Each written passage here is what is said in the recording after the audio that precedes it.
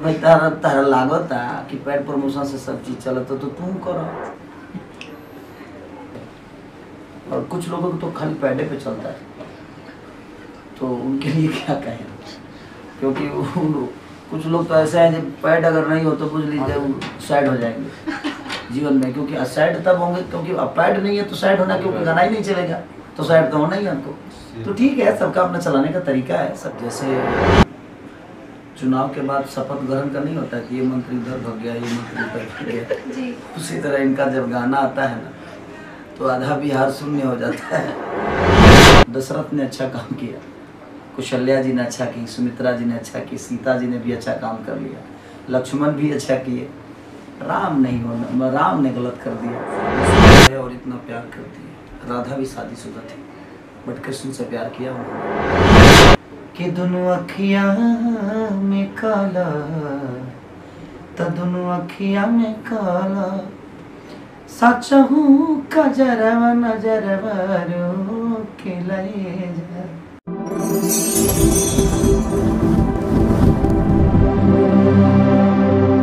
नमस्ते, प्रणाम, स्वागत है आप सभी का हमारे चैनल कॉफी विद मी में। तो आज मेरे चैनल पे सबसे पहला इंटरव्यू खेसारी भैया का। और बता दें कि सबको ही मालूम है कि खेसारी भैया एक ऐसी हस्ती है भोजपुरी इंडस्ट्री की जिनकी सिर्फ ना कि बिहार ना कि भारत जबकि पूरे वर्ल्ड में जगह जगह हर एक देश में इनके गाने और इनकी पहचान है। सबसे पहले बहुत बहुत स्वागत भैया। Thank you so much. इस चैनल के देखने वाले जितने भी श्रोता हैं सबको पैर छूटे प्रणाम। और आप लोग इस बच्ची का सपोर्ट करिए, बड़ी मेहनती हैं ये और आप उस काबिल हैं जो आप इनका सपोर्ट करके इनको बड़ा कर सकते हैं। तो उनके चैनल को सब्सक्राइब भी करिए और इनको अपना ढेर सारा प्यार दीजिए। सबकी बताइए आपका जो ये गाना हाल ही में आया अन्नपूर्णा फिल्म से कजरा, झगड़ा जितना बड़ा हुआ हर जगह झगड़ा कराया, उस तरह ये कजरा से क्या उम्मीद है दर्शकों से? कजरा झगड़ा नहीं कराएगा क्योंकि इसमें झगड़ा वाला कोई बात ही नहीं है। ये तो नज़र गुजर लगने की बात है। हमारे यहाँ नज़र गुजर चलता है जी। तो उस माध्यम के साथ और अखिलेश जी का एक अलग राइटिंग होती है, उनका एक अलग अपने चीज़ों को बेचने का तरीका उनको आता है। जैसे चुनाव के बाद शपथ ग्रहण का नहीं होता कि ये मंत्री इधर भग गया, ये मंत्री उधर भग गया, उसी तरह इनका जब गाना आता है ना तो आधा बिहार शून्य हो जाता है। इनका एक अलग ही पता नहीं अब कैसे, उनका एक थ्योरी अपने काम को प्रमोट करने का। और अच्छा भी है कि हम जिस चीज़ के लिए इतना मेहनत करते हैं और दुनिया तक पहुंचाने के लिए हर वो असंभव चीज़ को संभव बनाना ही हमारा काम है। तो इनकी कोशिश रहती है और इनके कंपनी का जो भी गाना आया है अभी तक कोई गाना फ्लॉप नहीं हुआ, हर गाने चले हैं क्योंकि इनका अपना ऊर्जा भी है। इनके बच्चे हैं, इनके साथ जितने भी लड़के हैं बहुत मेहनती हैं और बड़ा ईमानदारी के साथ इनके कंपनी को और गाने को और मुझे मुझे बहुत प्यार करते हैं सब लोग। तो उसी में कब कैसे चल जाता है समझ में नहीं आता है। लोगों का प्यार है कि हम कुछ भी करते हैं तो लोग मुझे बहुत सम्मान और प्यार और अपना बेटा समझ के मोहब्बत करते हैं। अच्छा भैया, 3 अवार्ड शो इस कुछ बीते दिनों में हुए जिसमें आपकी मूवी लिट्टी चोखा को 7 अवार्ड मिले, जबकि उसके राइटर को या फिर डायरेक्टर को और बेस्ट एक्ट्रेस मतलब उसके हर एक किरदार को जो मेन होते हैं सबको मिला, लेकिन आपको नहीं दिया गया। इसका क्या वजह है, हम जानना चाहते हैं। क्या बोलूँ मैं? देखिए, सबसे बड़ी चीज़ कि 4 लोगों के अवार्ड डिसाइड कर लेने से और 4 लोगों के सम्मान लेकर मैं जीवन नहीं चला सकता। मैं करोड़ों के सम्मान के साथ चलता हूँ और करोड़ों लोग मुझे प्यार करते हैं। हो सकता है उनके नज़र में भी बेस्ट एक्टर नहीं, तो मैं आगे कोशिश करूँगा जब मैं अच्छा काम करूँ ताकि उनके नज़र में भी मेरी एक जो क्षमता है समझ में आए उनको। और उनके नज़र में हो गया कि भाई डायरेक्टर अच्छा काम किया है, प्रोड्यूसर अच्छा काम किया है, हीरोइन अच्छा काम की है, बाकी चीज़ें अच्छी हुई है। शायद हीरो बेस्ट नहीं किया इसलिए बेस्ट मुझे नहीं मिला और उन्होंने एल्बम सिंगर का मुझे अवार्ड दिया। चलिए, कुछ तो उनके नज़र में बेस्ट हूँ मैं।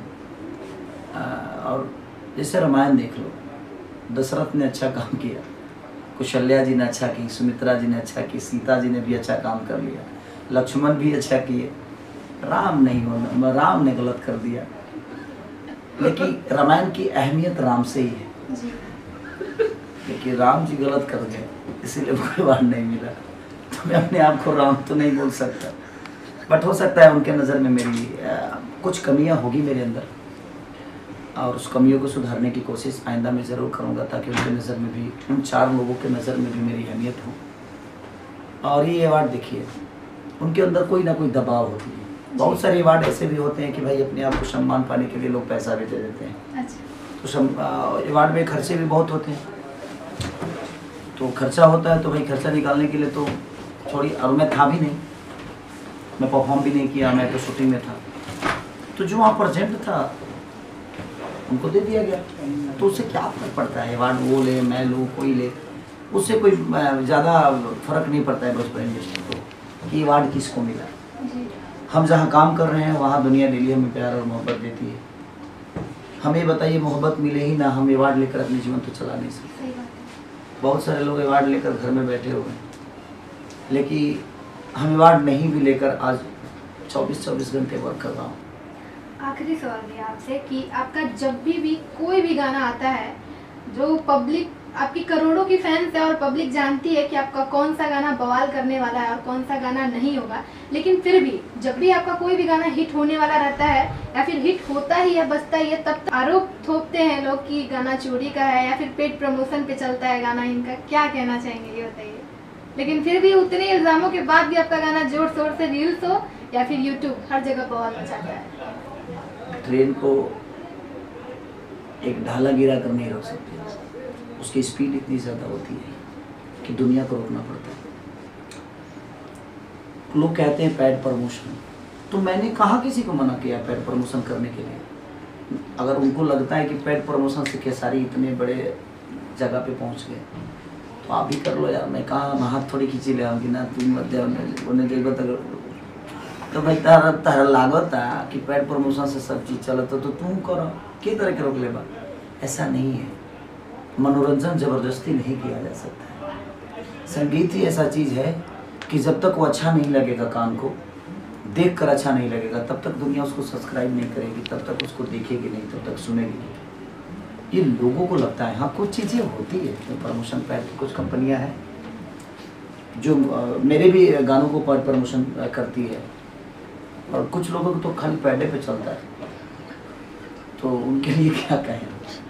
क्योंकि कुछ लोग तो ऐसे हैं, जब पैड अगर नहीं हो तो बुझ लीजिए वो सैड हो जाएंगे जीवन में। क्योंकि सैड तब होंगे क्योंकि अब पैड नहीं है, तो सैड होना, क्योंकि गाना ही नहीं चलेगा तो सैड तो होना ही है हमको। तो ठीक है, सबका अपना चलाने का तरीका है, सबकी अपनी कंपनी की अपनी थ्योरी है। अगर कंपनी अपने कंपनी को बड़ा करना चाहती है तो अपना पैड प्रमोशन करती है। लेकिन हमारे पास जितने भी लोग हैं, जितनी भी कंपनियां हैं, बड़ कंपनियां बहुत कम है मेरे पास, छोटी छोटी कंपनियां ज़्यादा है। क्योंकि मैं छोटे लोगों को बड़ा करने की कोशिश करता हूँ, मेरी जितनी क्षमता है। ऐसा नहीं कि मेरे बिजनेस में बड़े हो जाएंगे, मैं कोशिश करता हूँ कि छोटी कंपनियों को भी बड़ा किया जाए, ताकि जो लोग नौकर की तरह ज़िंदगी चलाते थे वो मालिक बन के अपने जीवन को चलाएं। मेरी कोशिश ये रहती है। और चोरी का इंजाम देखिए, सबसे बड़ी चीज़ की, अब मैं सबका गाना सुनता तो हूँ नहीं, और पूरे दिन यूट्यूब पे बैठा तो नहीं रहता, क्योंकि मेरा अपना काम, पर्सनल काम भी होता है। तो कौन गाना कहाँ से आता है वो हम देख ही नहीं पाते। अब हम हर गाना को सर्च करके तो नहीं गा पाएंगे, क्योंकि उतना वक्त है नहीं। तो कहीं ना कहीं राइटर का भी गाना तकड़ा जाता है कि उसने कुछ सोचा और हू बहू चीज़ें होगी। और खेसारी जैसे कितने लोग खेसारी घूम रहे हैं, नहीं लग रहा है आपको? खेसारी जैसा दाढ़ी बना के, खेसारी जैसे एकदम चेहरा भी, मैं कई लड़कों को देखा भी कि मेरी तरह डांस भी करते हैं, मेरी तरह गाते भी।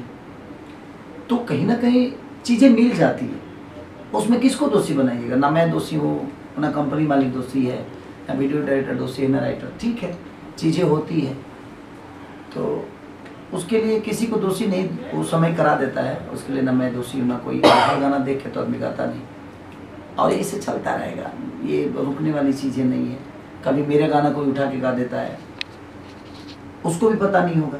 मैं इसलिए नहीं बोल रहा हूँ कि हाँ भाई वो उठा के मैंने गाया है, हो सकता है ये किसी राइटर ने उसको दे दिया हो, उस बेचारे उस कलाकार को, सिंगर को पता नहीं हो, और चीज़ें हो गई, तो उसमें दोषी कोई नहीं है। और हर आदमी चाहता है कि मेरा नाम हो जाए, कुछ अच्छी चीज़ें उसको मिलती है और वो अपना नाम बड़ा करने के लिए चीज़ें कर देता है, तो उसमें किसको दोषी करिएगा?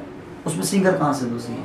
अब हर गाना, कितना यूट्यूब पे गाना डेली 500 गाना रिलीज होता है, कितना मैं बैठकर अपना अब 500 गाना को सर्च करता रहूँ कि ना भाई ये किसका है, ये किसका है, ये कहाँ से है, ये कैसा है, इसलिए हो जाता है। तो उसमें दोषी कोई नहीं। सबसे पहले भैया हम आपकी मूवी के बारे में बात करेंगे। जो बोल रहा था बोल आपकी मूवी शूट हो रही थी, क्या कॉन्सेप्ट है उस मूवी का और कब तक बॉक्स ऑफिस तक आने का इसका चांस है?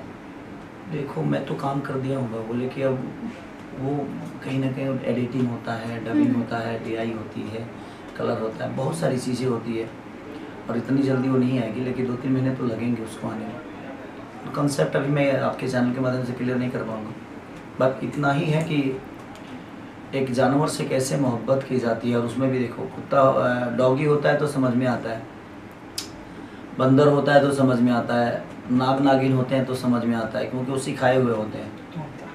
लेकिन बकरी के साथ रोमांस करना बड़ा कठिन काम था मेरे लिए, और उसके साथ मैंने कैसे रोमांस और कैसे हैंडल किया है, वो जब लोग देखेंगे तो समझ में आएगा।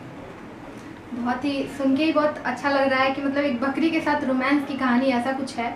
जाते जाते जो आपका गाना अभी ट्रेंड कर रहा है रील्स पे और हर जगह, खजरा गाकर थोड़ा पब्लिक को सुनाइए। खजरा कि दोनों अखियां में काला, त दोनों अखियां में काला, सच हूँ कजरवा नजरवा के ले जा। तो ये बहुत अच्छा गाना है, आप हर जगह सुन सकते हैं, प्यार दे सकते हैं। और अखिलेश बाबा का बहुत सारा गाना है जो लोगों ने झगड़ा सुन लिया, तो सुनबो तो सब्सक्राइब करो तो वही बार बढ़ जाएगा। तो कोशिश करिए यूट्यूब पर सुना, हमें भी सुना दे तो फिर यूट्यूब पर क्यों सुनिए। तो बस शुभकामना है आपके चैनल को कि ऐसे ही आप बढ़े, मेरी शुभकामना पूरी भोजपुरी समाज शुभकामना है आपके लिए। और रामनवमी की ढेर सारी शुभकामना आपके चैनल के देखने वाले जितने भी श्रोता हैं, सबको मेरी तरफ से रामनवमी की ढेर सारी शुभकामना, ढेर सारी बताइए। बहुत बहुत धन्यवाद भैया, इतना बिजी शेड्यूल में से आपने इतना समय निकाल कर दिया। थैंक यू बहन, आप ऐसे ही ऊर्जवान बने रहिए और आप अपने जीवन को ऐसे ही खुशियों के साथ चलाइए।